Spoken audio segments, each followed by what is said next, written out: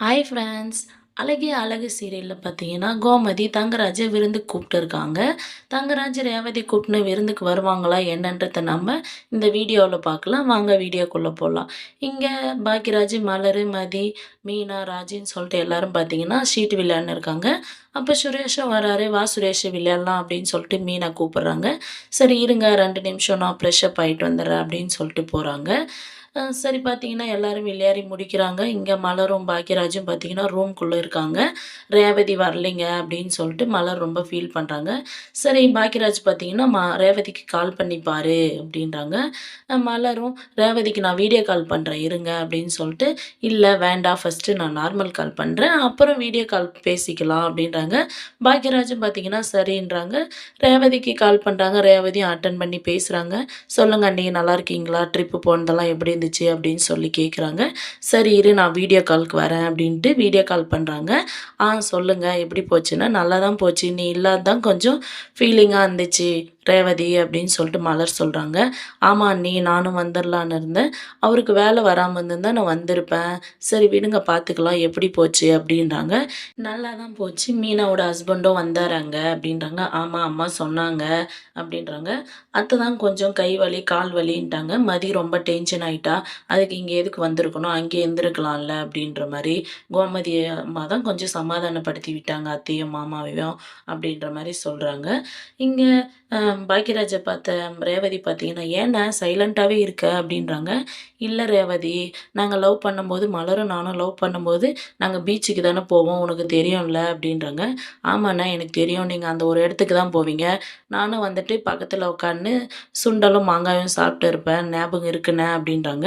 இங்க அது தங்கராஜ் பார்த்தீங்கன்னா பார்த்துடுறாரு. திடீர்னு ரேவதி அதையும் கவனிச்சுட்டு, "சரிண்ணே நான் அப்புறம் பண்றேன்" அப்படின்னு சொல்லிட்டு ஃபோன கட் பண்ணிடுறாங்க. இங்க "ஏன் ரேவதி ரேவதின்றாரு பாக்கியராஜ். ஓ தங்கராஜ் அண்ணன் வந்திருப்பாரு.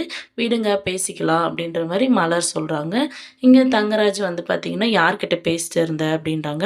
"அண்ணா, அண்ணி நானும் 3 பேரும் வீடியோ கால் பேசிட்டு இருந்தோம்" அப்படின்றாங்க. "என்ன பேசிட்டு இருந்தீங்க?"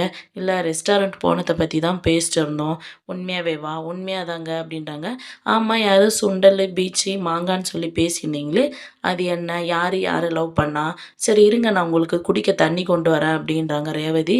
அவங்க கைய புடிச்சு இழுத்து, "யாரு நீ லவ் பண்ணியான்றாங்க?" "ஐயோ! நான்லாம் லவ் பண்ணலைங்க. அண்ணா லவ் பண்ணத பத்தி தான் பேசியிருந்தாங்க." "ஓ! அப்ப பாக்யராஜும் மலரும் லவ் பண்றது உனக்கு தெரியும். ஆனா என்கிட்ட நீ சொல்லல. அப்போ உனக்கும் எனக்கும் கல்யாணம் ஆகறதுக்கு முன்னே இது உனக்கு தெரிஞ்சிருக்கு. என் தங்கச்சிக்கும் உங்க அண்ணாவுக்கும் கல்யாணம் ஏற்பாடு பண்ணும்போதும் உனக்கு தெரிஞ்சிருக்கு. ஏன் நீ அப்ப சொல்லல?" அப்படின்றாரு. "ஓ! சொல்லியிருந்தா உனக்கும் எனக்கும் கல்யாணம் நடக்காது அப்படின்றதுனால நீ சொல்லலையா?" அப்படின்னு சொல்லி தங்கராஜ் ரொம்ப ரேவதி மேல கோவப்படுறாங்க. "ஓ! நீ சொல்லியிருந்தா நான் உன்ன கல்யாணம் பண்ணியிருக்க மாட்டேன். உங்க அப்பா வேற ஒருத்தருக்கு வசதி இல்லாதவனுக்கு கல்யாணம் பண்ணி வச்சிருப்பாங்க. இங்க எல்லா வசதியும் இருக்கே! அதனால தான் நீ எனக்கு துரோகம் பண்ணியா நீ உங்க அண்ணனோட சேர்ந்து?" அப்படின்ற மாரி தங்கராஜ் கோவப்படுறாரு. "இல்லைங்க, அப்படியெல்லாம் ஒண்ணும் இல்லைங்க" அப்படின்றாங்க. "சரி இருக்கட்டும். நான் இத உனக்கு டைம் வரும்போது நான் பேசிக்கிறேன்" அப்படின்னு சொல்லிட்டு பார்த்தீங்கன்னா, தங்கராஜ் கிளம்பிர்றாரு. கோமதியும் பாக்யராஜும் பார்த்தீங்கன்னா, சந்தைக்கு போயிட்டு காய்கறி எல்லாம் வாங்கிட்டு வராங்க. இத பார்த்த ராஜலட்சுமி பார்த்தீங்கன்னா, "என்ன மார்க்கெட்டே ஃபுல்லா புடிச்சிட்டு வந்துட்டாட்டம் இருக்கு" அப்படின்னு சொல்லி கேட்குறாங்க.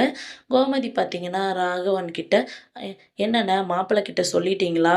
மாப்பிள வராங்களா?" அப்படின்றாங்க. "ஆமா சொல்லிட்டேன் வராங்களாம்" அப்படின்றாங்க. "குழந்தைங்கலாம் வராங்களா?" அப்படின்றாங்க. "இல்ல அவங்கலாம் வரலையாம். மாப்பிள்ளையும் ரேவதியும் மட்டும் வராங்களாம்" அப்படின்றாங்க ராகவனு. "ஐயோ! குழந்தைங்கலாம் வந்திருந்தா நல்லா இருக்குமே.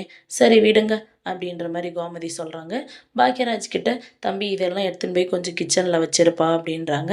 கோமதியும் பார்த்தீங்கன்னா, "சரிங்க நான் போய் சாப்பாடுக்கான ஏற்பாடெல்லாம் பார்க்குறேன்" அப்படின்னு சொல்லிட்டு கிச்சனுக்குள்ள போயிட்டு எல்லாத்தையும் எடுத்து வச்சுன்னு இருக்காங்க. அப்ப அங்க மதியும், மலரும் வந்துட்டு பார்த்தீங்கன்னா, "சொல்லுங்க ஆள் ஆளுக்கு கொஞ்சம் கொஞ்சம் பிரிச்சு செஞ்சுக்கலாமா?" அப்படின்னு சொல்லி கேட்குறாங்க. "இது என்னோட விருந்து. நான் தான் ரெடி பண்ணுவேன்" அப்படின்னு சொல்லி கோமதி சொல்றாங்க.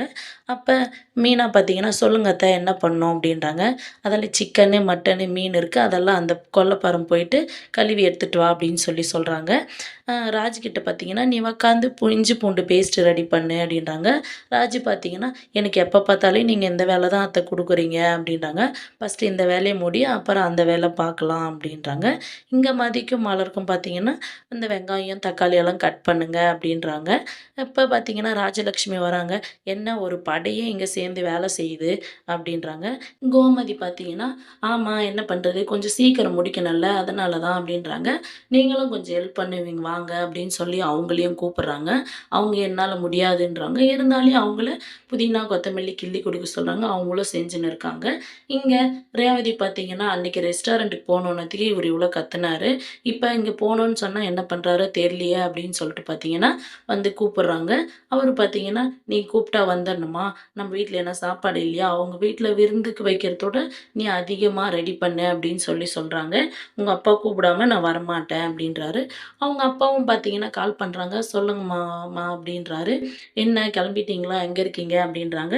"இதோ கிளம்பிட்டோம் மாமா" அப்படின்றாங்க. அதுக்கு அவங்க அம்மாகிட்டயும் சொல்றாங்க. "சரிம்மா போயிட்டு வரேன்" அப்படின்னு சொல்லிட்டு. "என்னடா இவ்வளோ நேரம் போமாட்டேன்ற மாரி இருந்த" அப்படின்றாங்க. அவங்க ரொம்ப கெஞ்சுறாங்கம்மா. விட்டா கால்லயே விழுந்துருவாங்க. "நான் போயிட்டு வரேம்மா" அப்படின்றாங்க.